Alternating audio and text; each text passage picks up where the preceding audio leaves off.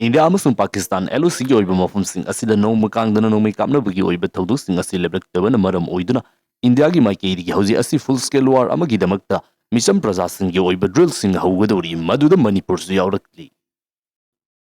Pahalgam incident gi makha chatharakpa India amasung Pakistan gi oina nongna lakiba tension sing asigi manungda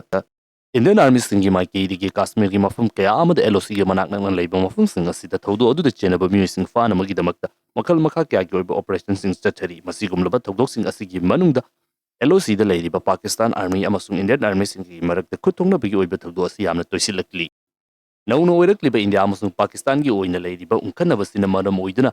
India gi mafum kya amda leiriba Misham Praja maru oina ngamkai gi border gi oiba mafum sing da leiriba mioi sing asida karigumba achauba lanchau ama thorkpa taragadi matau karam tawduna yengnaba singi maikeidi kapselakpa missile drone chingba kayasing asidagi thaidokduna matau karam tawduna tekta kaidana leigedabagi haibagi oibe yamna chawba military drill ama Misham Praja sing su takpi tambibagi oiba thaba ama heyang pangthokadawri khudingmak pu anauba video amada amukka hana taramna ukchari Belgram gi thokdoki matungde India amasung Pakistan hairiba country anisigi oina nauna laktiba tension asigi batangda anauba development sing yengbinasi hauji Pakistan hairiba country asigi official singi maikeidi United Nations da approach tawraba batungda India amasung Pakistan hairiba country ani asigi marakta United Nations natragana atopa country amana mediator oiduna wari sanahanduna hauji unkhanabagi oina leiriba fibam asi hanthahanabagi dabakta wafam sing phongdorakpagi oiba report kaya ama torakli hauji nongna lakliba fibam asida Iran yawda country kaya amagi maikeidi India amasung Pakistan hairiba country ani sigi lakliba tension asida animag nuclear state oibanina achauba lanjau ama thoktanabagi damakta wari sanabagi oina mediator oinabagi damakta wafam sing phongdorakpa leiri adubu hoji fawbugi oina di phongdorakliba country sing asida India gi maikeidi neutral oigani haiba thajaba watpana maram oiduna toidokpa positive oibu response amata hoji fawbugi oina uba fangdana adumak leiri matang asida Russia hairiba India gi oina defense gi oiba yamna chawba partner ama oina matam kuinadagi adumak lakliba country asigi luchingbu oiriba Vladimir Putin gi maikeidi hoji asi India gi maikeidi thokriba thokdo odugu mari leina terrorism gi mathakta chathaba thabaksingda adumak Russia gi maikeidi gi mateng pangani haiba wafam sing phongdorokpa leikre Nomuni gi mamangda Russia gi maikeidi gi India amasung Pakistan gi nauna lakiba tension asi yengduna aduki matik yamna tenba matamda missile sing deliver torokpa gi oiba thokdo singsu adumak leikrabani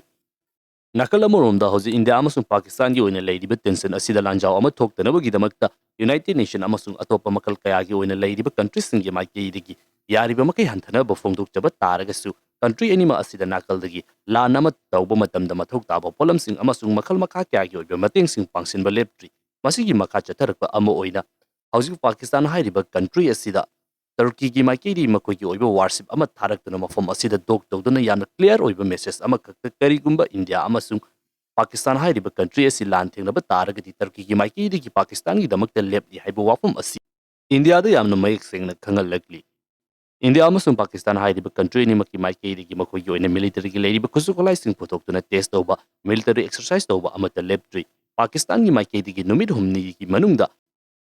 Missile testing anirak pangthokre ihan hanbada Abdali hairiba kilometer samlinge yankai lapna kapa yaba surface to surface missile asi mai pakna changeng tawkraba matungda naunana amuk fate hairiba surface to air missile kilometer chama ko lapna kapa yaba missile asi su test tawduna hauji Pakistan hairiba country asi su lan gi damakta sem saba loire haibasi India da adumak khangalli Pakistan gi maikeidigi India gi oida leiriba flight sing asi Pakistan gi airspace te close tawsinkraba matung chap manaba khongthang ama oina India na su close tawkraba matung asida India gi maikeidi gi India gi seaport singda Pakistani jahaz sing changbagi athingba thamkraba matungda masiga chap manaba khongthang ama oina Pakistan gi maikeidi gi suba khoi gi oiba seaport singda Indian gi naval ship sing changhandana gi oiba decision su leikre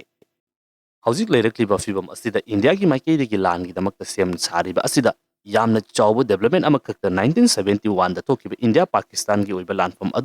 adugi matungda hauji fawgi oina khwaidi yamna chawba development ama oina India amasung Pakistan hairiba country ani siki lakliba tension asida lan thokpa taragadi haidona military gi oina chathariba exercise asi khakta natana country asigi oina leiriba misam singi oina su lan thengnarakpa taragadi matau karam tawduna madudagi section thorang lokhatkani haibigi oiba military drills sing pangthokpa hokre aduga hayeng asi yamna paksana chawna pangthokadawri Pakistan gi ngamkai oiba Punjab ki Firozpur kumba mafam sing asidadi military gi maikeidi gi exercise pangthokpa ga loidana hairiba mafam sing asida mapung fana mai muthatuna enemy maikei missile natragana drone singi oiba attack sing adudaki thaidoknaba kamdawna madubu nanthoknabagi oiba training sing tawba haukrabani masigi makha chatharakpa oina India gi oina ngamkhaigi oina lairiba mafam sing kaya ama khangatuna lan gi damakta sem sabagi oiba thoram sing pangthokadawri hayeng pangthokadawriba drill asigi damakta mafam sing khangalakpada Manipur hairiba state asisu yawrakre Manipur gi oina Imphal Churchanpur Urkhul More amasung Ningthaukhong hairiba mafam sing asida drill sing asi pangthokadawri Ministry of Home Affairs ki maikei lan gi damakta sem sanabagi damakta misam praja sing gi oina pangthokadawriba drill asi khangalakpada Manipur hairiba state asisu yawrakpagi maram asi hauji India amasung Bangladesh ki oina nauna lairiba tension sing asigi yamna chawba maram ama oiri Bangladesh ta anauba lenga ama lakraba matungda nauna lakliba lenga asigi India government ka oina lairiba mari asi aduki bati yamna fattaba fibam amada laikre mamangda border gi oiba tension kaya ama fawba thokpa ikuna adumak ukraba aduni masigi marakta Pakistan gi oiba lanmi sing fawba laktuna entire mainland India amasung Northeast India connect tawriba Chicken corridor asigi manak nakpada makogi oiba military gi oiba structure sing saganabagi wapam sing so aikoina adumak taba laikre ikui kuringaida hauzik Pakistan amasung India gi oina nauna lakliba tension asida kariguma India gi maikei gi Pakistan attack tawduna lanjaw ama thokpa taragadi Bangladesh gi maikei gi su